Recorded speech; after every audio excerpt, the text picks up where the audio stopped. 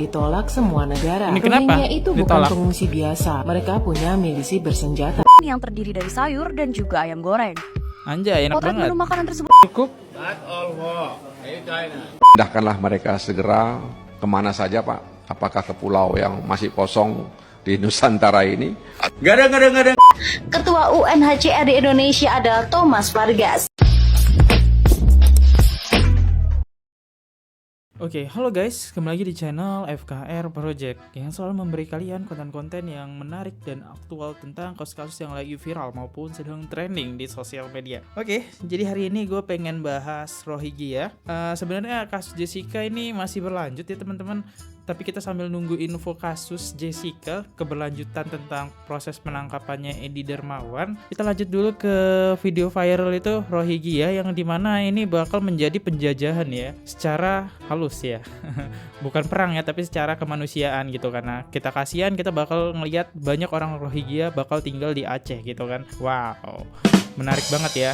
Gue bingung sih kenapa Rohingya ini bisa masuk ke Indonesia. Ya kita tahu sendiri pertahanan TNI Angkatan Laut kita itu di posisi peringkat yang cukup baik ya secara global. Tapi kok sekelas orang Rohingya bisa masuk? Apakah ada keterkaitannya dengan ketua UNCR ya? Jadi UNCR itu siapa ya? Yang menangani orang-orang yang kayak Rohingya ya. Nah kabarnya UNCR ini ada di Indonesia, yang dimana ketua dari UNCR ini orang yang tinggal di Indonesia tapi asalnya dari Rohingya. Yang dimana ada kabarnya mereka minta satu pulau dikhususkan buat orang Rohingya. Udahlah, menurut gue jangan nambah masalah lagi loh. Di Papua saja masih ada konflik loh, belum selesai-selesai ya teman-teman tentang pulau-pulau itu. Jangan nambah kewarganegaraan baru Rohingya gitu loh. Kalau kasihan ya silahkan kasih bantuan secukupnya saja gitu. Jangan sampai dibuatkan pulau. Apalagi di Indonesia harga tanah pun sudah naik mahal loh ya. Aduh, oke. Gue gak mau panjang lebar lagi. Menarik banget. Gue bakal bedah siapa sih ketua Rohingya. Oke, langsung aja kita mulai. Oke, sebelum itu kita memulai video ini, buat teman-teman bantu dulu dengan klik like, komen, dan share-nya. Dan subscribe juga di bawah. Aktifin juga tombol loncengnya agar kalian tahu saat gue upload video. Dan teman-teman juga bisa mensupport channel ini ya, dengan kalian bisa memberikan super thanks. Di akhir video gue bakal bacain komen dari super thanks kalian semua. Thank you banget yang sudah support. Oke, langsung kita mulai videonya. Let's go.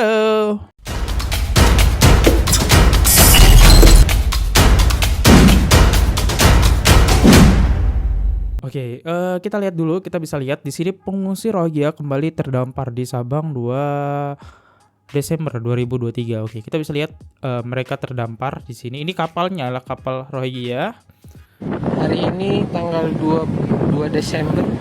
Oke. Di pengungsi Rohingya terdampar di Sabang.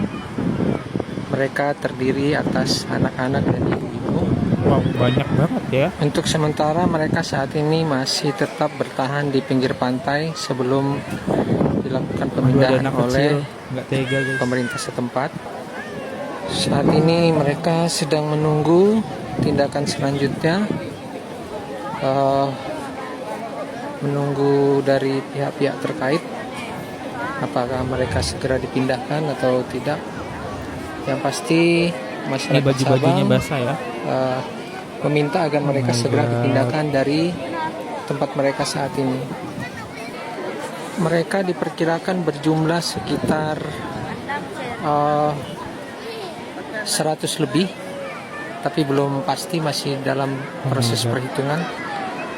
Ini 139, adalah teman-teman. kapal yang mereka tumpangi saat ini masih terdampar di tepi pantai di kawasan kapalnya Sabang. cukup ngeri juga ya. Kapalnya bentuknya hampir mirip dengan kapal yang beberapa hari atau beberapa hari yang lalu mendarat di Sabang. Wow, beberapa hari yang lalu mendarat di Sabang. Berarti udah pernah ada yang mendarat juga ya? Oke.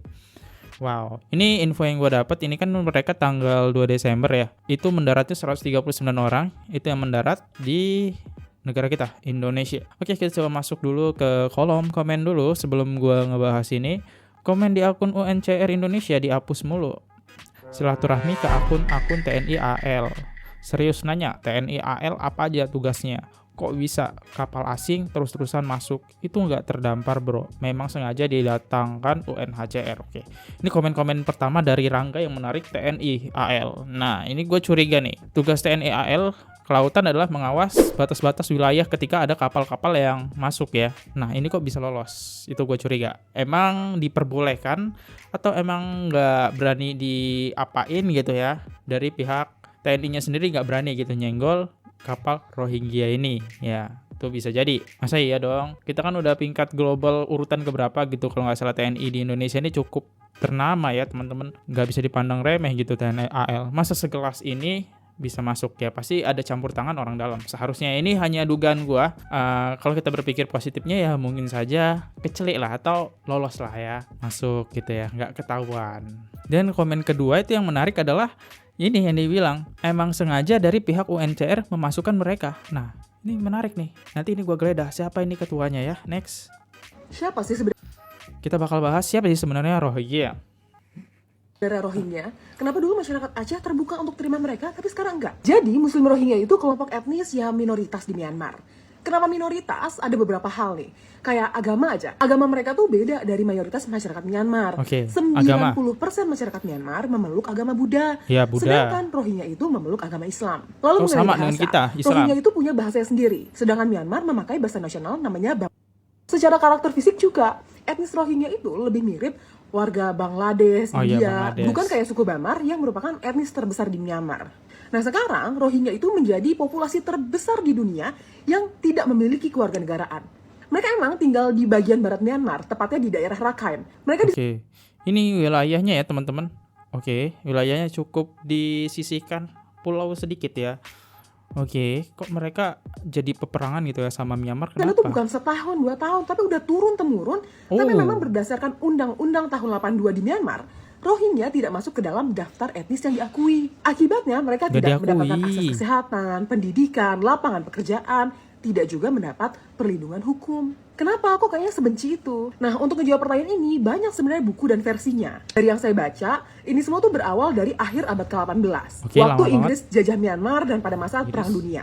Katanya saat itu tuh Inggris banyak narik orang-orang Muslim Rohingya untuk jadi bala tentaranya mereka. Oh. Mereka tuh perangnya sama umat-umat Buddha di Myanmar. Myanmar bersekutu sama Islam Jepang. vs Buddha ya. Waktu Inggris lawan Jepang kalah. Inggris pergi dong dari Myanmar. Oh, Yang sisa. kesisa cuman orang-orang Orang Rohingya. yang sempat bela Inggris waktu itu.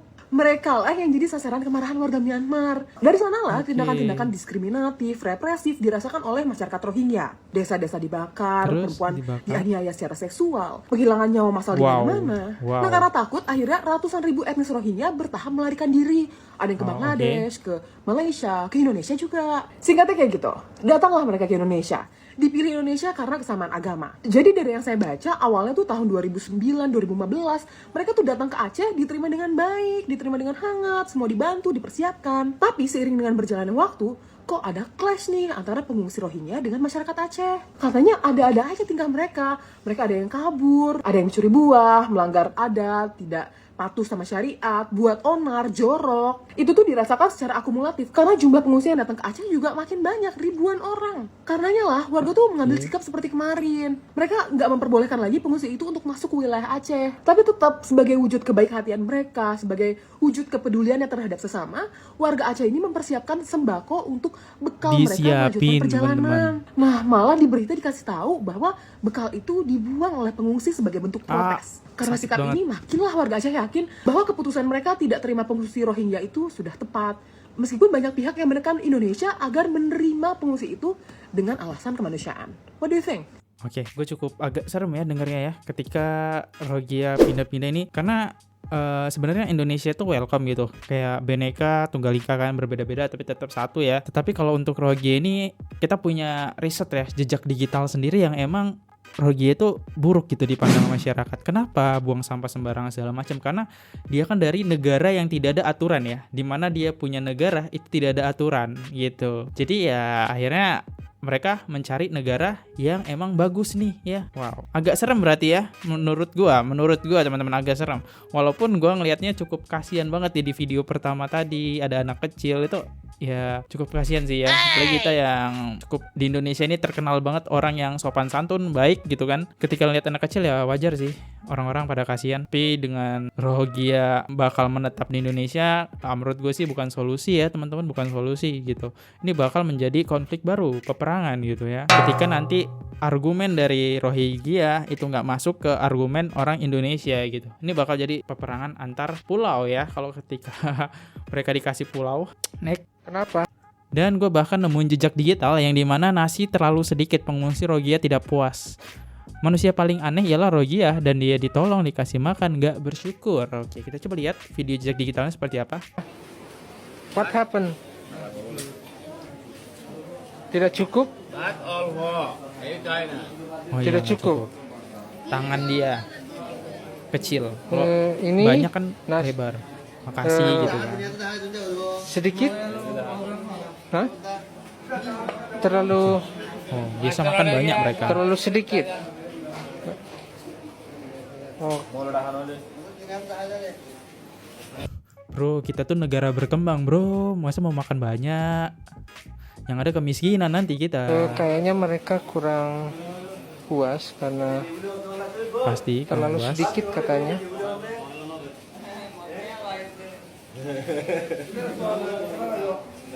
Oke. Ini udah enak banget sih makannya. Kayak nasi bungkus, teman-teman. Enak? Nice? Kok mukanya itu tidak Enak? ada cerianya. Oke. Jempol. Nice? Wah, ini lebih parah ini. Wah.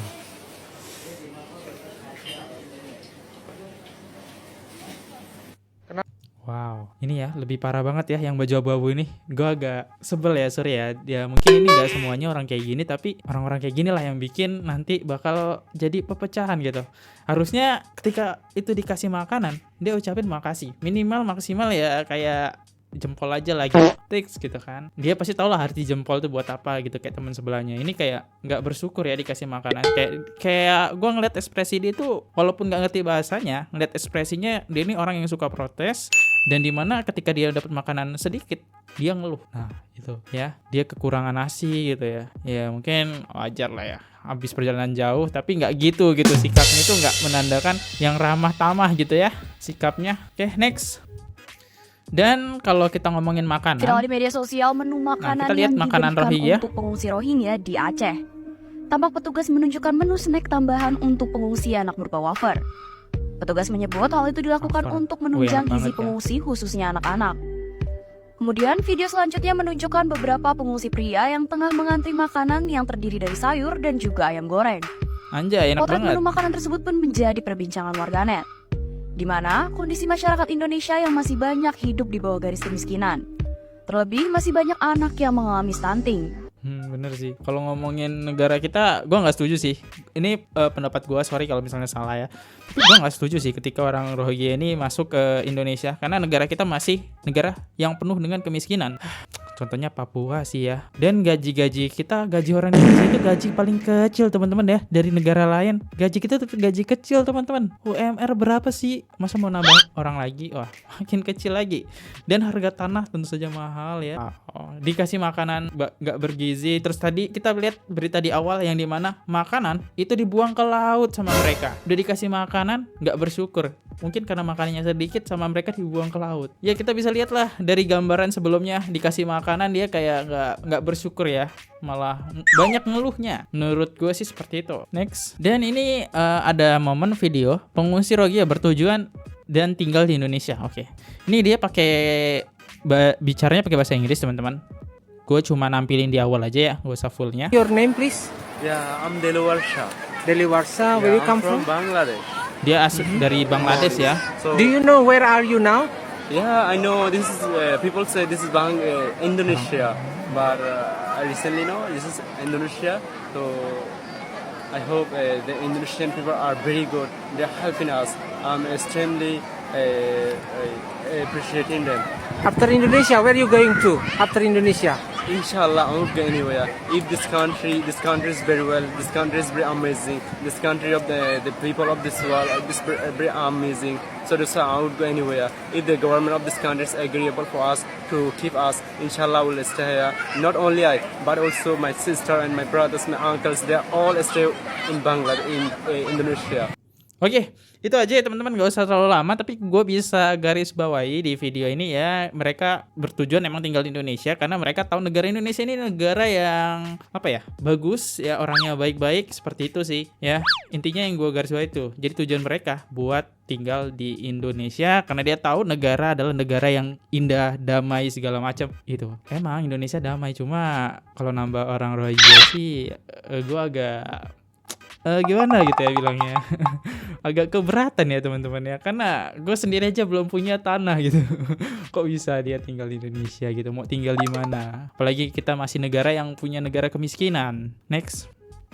Nah, ini sebenarnya tas Rohingya ada logo UNHCR. Oke. Apakah UNHCR dalang dibalik orang Rohingya itu masuk ke Indonesia? Dan apalagi kalau kita lihat tadi pinter bahasa Inggris ya. Nah, ini ya. Ini orang Rohingya semua. Nah, ini tasnya ya. UNHCR ya. Apakah mereka kenal dengan ketuanya? Karena mereka mempunyai tas UNHCR. Ngomongin UNHCR, kita bahas dulu nih. Siapa sih sebenarnya UNHCR ini? Kita dengerin. UNHCR. Kalau kita lihat website UNHCR, maka kita akan melihat tujuan organisasi UNHCR ini adalah untuk membantu kehidupan dan masa depan jutaan orang yang terpaksa meninggalkan rumah mereka. Ingat ya, terpaksa. Awal mula UNHCR terbentuk adalah pada tahun 1921. Ketika itu seorang bernama Dr. Fridtjof Nansen ditunjuk sebagai Komisaris Tinggi Perlindungan terhadap Pengungsi saat rapat pertama Liga Bangsa-Bangsa, yang kita tahu adalah cikal bakal sebelum pembentukan PBB. Lalu bagaimana hubungannya dengan Indonesia?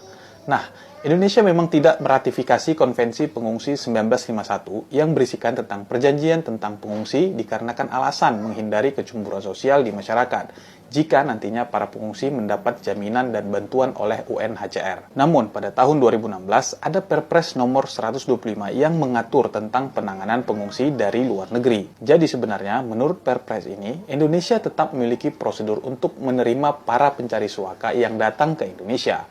Makanya, walaupun masyarakat setempat menolak kedatangan Rohingya ke Aceh, tetap saja kan diterima.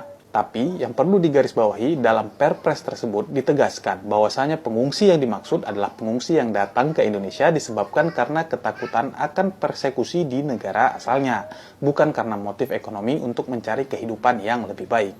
Gimana? Ada pendapat lain? Yuk diskusi di kolom komentar.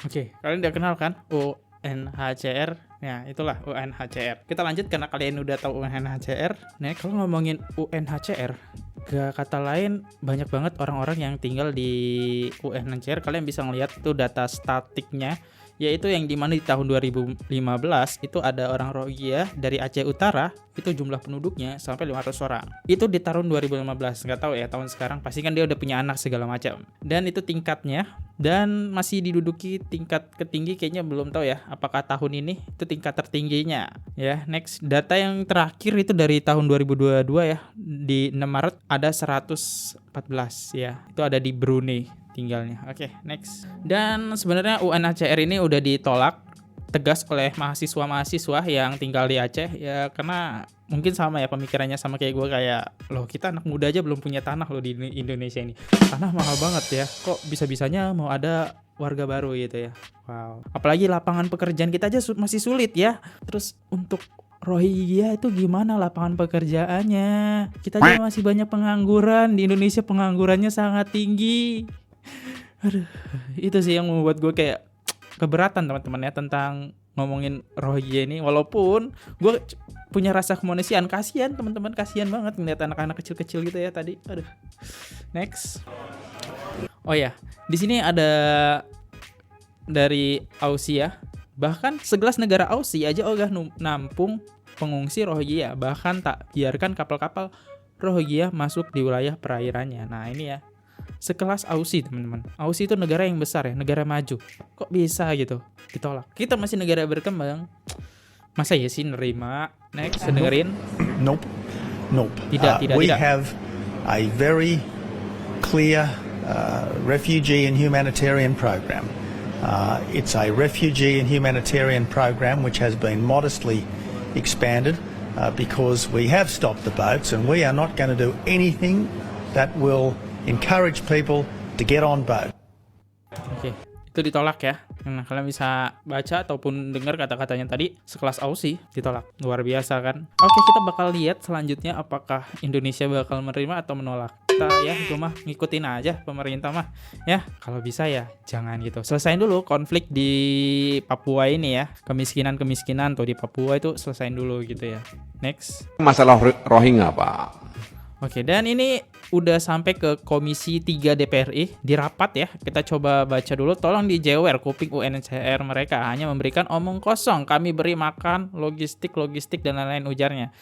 Yang memberi logistik sembako kapal sampai diperbaiki dikasih bahan bakar itu warga Aceh bukan UNHCR. Oke, kita dengerin rapat di DPR. Menteri ya. Ini tadi di majalah nasional fotonya besar sekali dan ini soal kemanusiaan, Pak. Ya. Kami di Aceh di sana sekarang sudah ada 1.233 pengungsi Rohingya tersebar di beberapa titik, ada di Kabupaten Pidi, Aceh Utara dan Biren. Kami di sana. Apakah orang ini asli dari Rohingya juga? Kayak kalau lihat dari wajahnya sih ada campurannya lah ya. Nah, terus dulu awalnya memang masyarakat di sana menerima dengan tangan terbuka. Tapi kelama-lamaan ya kami melihat ada sesuatu yang ganjil dari kehadiran mereka ke Aceh. Dan juga banyak hal yang terjadi sehingga menyeret beberapa orang warga kami ke ranah hukum dan mereka sudah dihukum karena ikut terlibat dalam perdagangan manusia. Nah karena itu kepada Pak Menteri saya berharap bisa menyampaikan kepada Presiden, kepada Menko Polhukam agar memindahkan mereka segera, Pak.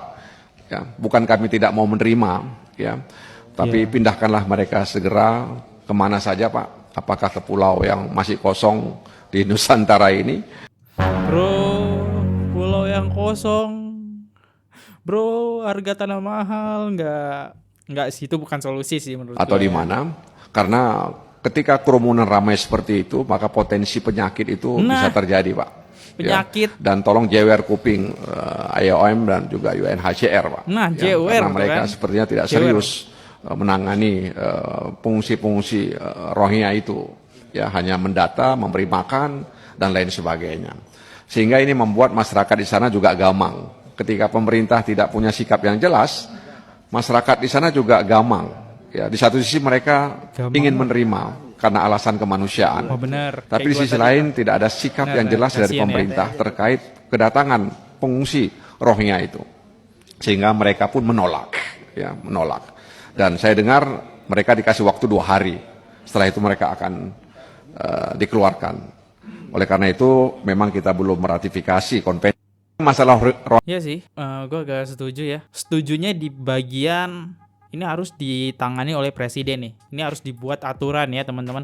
Karena nggak boleh ada orang asal masuk teman-teman ke negara. Karena bisa menyebabkan, siapa tahu dia teroris segala macam. Bisa saja gitu kan. Orang-orang asal masuk, kita mau masuk ke negara orang lain. Kita harus punya paspor, visa segala macam. Itu ngurus berkasnya nggak mudah. Nah, masa iya ini pengen netap di Indonesia tanpa ngurus kayak gitu? Enak dong ya teman-teman, enak banget. Ya itu sih, ini hanya pendapat gua. Karena kalau kita lihat negara lain aja pertahanannya kuat banget.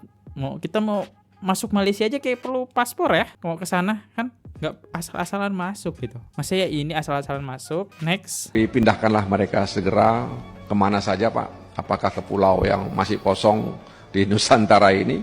Gak ada. Itu namanya bukan solusi, Pak, tapi namanya nambah masalah. Mantap. Gak ada tuh ngasih pulau, apalagi jual pulau ya. Lu tandain tuh orang jual pulau. Sejak kapan kalian tahu ini adalah rumah yang sudah disiapkan buat pengungsi Rohingya yang terletak di Bangladesh? Nah, pulangkan mereka ke situ semua. Rumah susun ini berasal dari penggalangan dana seluruh dunia dan menghabiskan 280 miliar dolar. Dan diproyeksikan rumah-rumah ini bisa menampung ratusan ribu warga Rohingya. Nih kalian lihat, lokasinya tuh di Bangladesh, diletakkan di suatu pulau namanya Basan Char. Kenapa nggak UNHCR Indonesia Indonesia ini memulangkan mereka ke sini? Kenapa harus memaksa Indonesia untuk menerima mereka? Buat UNHCR Indonesia emang boleh ngeblokir netizen Indonesia? Emang boleh ngapus komen? Kalau di akun UNHCR Indonesia kita nggak bisa bersuara, kalian bersuara di sini aja, masih kosong tuh guys. Nah kemudian kenapa harus kita tolak? Karena mereka ini berpotensi menjadi kelompok separatis di Indonesia. Saat WNI KB mereka kerjanya beranak terus. Nanti kalau jumlah mereka sudah ratusan ribu, ini seperti di Malaysia, mereka Oke, ini jejak digitalnya ya, kayak di Malaysia ya. Oke, gila. demo minta tanah. Kemudian Minta apa? Bakal tanah. jadi kekerasan, negara kita nggak stabil. Nah terus ada pelanggaran HAM dicepuin tuh sama UNHCR. Terus seluruh dunia mengecam Indonesia. Dan negara kita pastinya bakal dikeluarkan dari Dewan HAM PBB. Dan satu lagi, Aceh ini termasuk salah satu provinsi termiskin di Indonesia. Ngapain mereka dibebani lagi dengan Rohingya? Solusi yang paling tepat adalah anggota UNHCR yang menampung mereka. Bayangin ada 1000 staf, satu orang, selesai kasusnya. Yoi, gue agak nggak setuju ya. Tanah di Indonesia mahal, lapangan pekerjaan masih sulit. Itu bukan solusi. Ketika memindahkan pulau ya segala macam, pasti kalau ada masalah, Indonesia juga yang kena imbasnya. Heboh, Rohingya yang mulai protes tentang kurangnya jatah makan. Dan pasti di balik ini ada UNHCR yang bertanggung jawab. Wow. Siapa ketua UNHCR? Nih, kita bahas ketua Dilansir UNHCR. tirto.co.id, pengungsi Rohingya tidak lepas kaitannya dengan UNHCR. UNHCR adalah komisi tinggi di PBB yang bergerak untuk melindungi para pengungsi. Organisasi ini memiliki cabang yang tersebar di berbagai negara termasuk Indonesia. Ketua UNHCR di Indonesia adalah Thomas Vargas. Berikut informasinya. Nah, ini ya ketua UNHCR di Indonesia. Kalau dilihat dari wajahnya sih, kayaknya ini bukan dari ini ya. Muka-muka orang Asia kayaknya nggak ada deh, ya. Yang pertama yaitu menjadi perwakilan UNHCR Indonesia lebih dari 8 tahun. Sebelum datang ke Indonesia, Vargas pegawai di Biro Eropa UNHCR 2003. Yang kedua, Vargas tercatat mendukung pengungsi Rohingya di Indonesia sejak krisis kemanusiaan yang memanas di Myanmar 2015-2017. Selama kiprahnya menjadi perwakilan UNHCR di Indonesia, Thomas Vargas berhasil menjalin kerjasama dengan sejumlah tokoh publik, termasuk seniman, musisi, pengusaha, politisi, hingga filantropis. Yang ketiga, Thomas Vargas UNHCR berhasil menjalin kerjasama dengan lembaga donasi dan kemanusiaan seperti Dompet Duafa, Yayasan Buddha Cusi, dan sebagainya.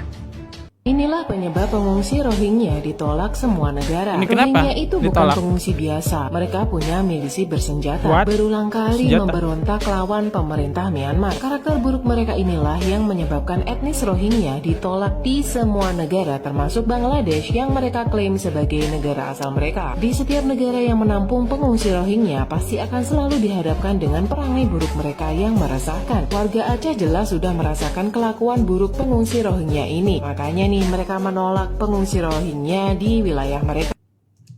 Lah ya, menolak ya pasti karena mereka kan dari wilayah yang dimana tidak ada aturan ya, tidak ada aturan pembuang sampah segala macam pada tempatnya, ya itulah ya. Wow, banyak banget ya, berarti banyak negara yang emang udah nolak. Apakah Indonesia bakal menerima negara Hurgia ini? Warga negara Hurgia dapat kabar ya, UNHCR meminta pemerintah memberikan 1 pulau kosong untuk pengungsi ini, nggak tahu bener atau enggak. Terus ditulis lanjutannya, woi, lo pikir ini negara punya nenek? Ya mungkin gue bakal sama sih pemikirannya kayak dia ya. Ini bener atau tidak tapi gue kurang tahu. Ya next. Dan ada salah satu orang di permintaan pusat minta UNHCR itu ditutup ya. Oke. Kita dengerin salah satu orang ini minta UNHCR ditutup. Kenapa nih?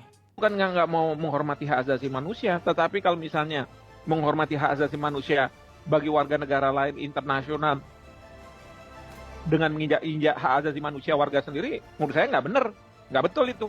Ya, jadi kita harus tegas. UNHCR harus ditutup di Indonesia. Silakan UNHCR cari di negara lain. Ya, kita sudah banyak menderita. Bener. Membantu sesama manusia yang tengah dalam kesulitan tentu sah-sah saja dilakukan. Tapi yang harus diingat adalah negara ini masih punya segudang masalah, termasuk membuat warganya hidup sejahtera. Saya Zikir Ahmad pamit, terima kasih, sampai jumpa. Iya, bener bang. Ini berita gokil banget ya teman-teman. Ya bener banget. Negara kita masih banyak banget segudang masalah. Jangan ditambahin masalah baru lagi ya dengan masalah ini. Ya siapakah pemilik UNHCR itu ya, salah satu organ itu. Tapi untuk di tahun 2023 ini kepemimpinannya masih simpang siur ya siapa. Ya yang pertama tadi ya, pemimpinnya adalah yang orang tadi. Itu aja sih.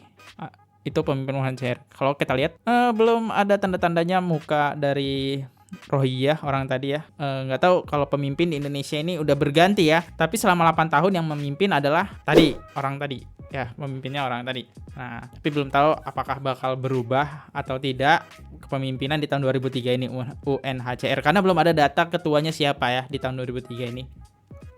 Next, untuk menutup akhir video ini, gue bakal bacain top komen dari kalian. Kalau tidak ada super thanks, kita bakal bacain top komen. 3 top komen terbaik bakal gue bacain. Oke, saat video ini dibuat, top komen yang terbaik ada dari Amanda266, dari @amandas2657. Dengan jumlah like-nya, top komennya 21. Sebenarnya motif bapaknya Mirna menghilangkan nyawa anaknya lebih jelas dan masuk akal. Pertama, ingin menguasai uang asuransi Mirna. Kedua, menurut pernyataan pendeta, kalau Mirna sering bertengkar dengan bapaknya sebelum Mirna meninggal. Mungkin Mirna menolak bapaknya yang ingin menikah lagi dengan gadis sebaya Mirna. Sedangkan motif Jessica hingga sekarang belum jelas, hanya asumsi jaksa dan hakim saja yang menyatakan karena Jessica marah dikasih nasihat oleh Mirna mengenai pacarnya Jessica. Saya rasa itu bukan alasan yang cukup untuk membuat orang sakit hati dan ingin membunuh teman hanya karena memberi nasihat kepadanya. Ya benar, motif Mirna itu nggak ada yang jelas ya teman-teman. Jadi sebenarnya polisi ataupun jaksa menangkap Mirna tanpa motif gitu ya. Tapi yang lebih mengarah ya ayahnya di Dermawan. Next, top komen yang kedua. Ini ada lagi dari 15 like dari si Parudi Bella yang benar 8819. Usut tuntas pengadilan sesat. Terus ada lagi dari top komen 15 dari Usr DJ 172MH6F. Penegak hukum juga harus dilaporkan. Jangan Edi saja, terutama jaksa sok pandai itu. Ya, jaksa ini kita bakal lihat apakah dapat laporan atau tidak. Ya ini tentu sambil nunggu kasus Jessica kita membahas kasus Rohingya ya. Ini Rohingya ini agak mencemaskan gitu ya. Jadi ya menarik ketika gue bahas ini. Oke, makasih semua yang udah komen-komen di sini. Gue cuma bisa balas dengan like, dengan love kalian yang udah komen dan nggak semuanya bisa gue bacain. Tapi thank you banget sudah komen di sini. Jangan pernah bosan buat komen untuk 134 komentar di video ini. Mungkin gue Fadli undur diri kalau udah salah kata ataupun kata-kata yang menyakitkan, kata-kata yang menyinggung, kalimat kurang baik, mohon dimaafkan. Gue Fadli undur diri, sampai jumpa di next video. See you, goodbye, bye-bye. Oke guys, subscribe channel FKR Project. Jangan lupa kalian subscribe channelnya FKR Project. Subscribe channel FKR Project. Hai guys, jangan lupa untuk subscribe FKR Project.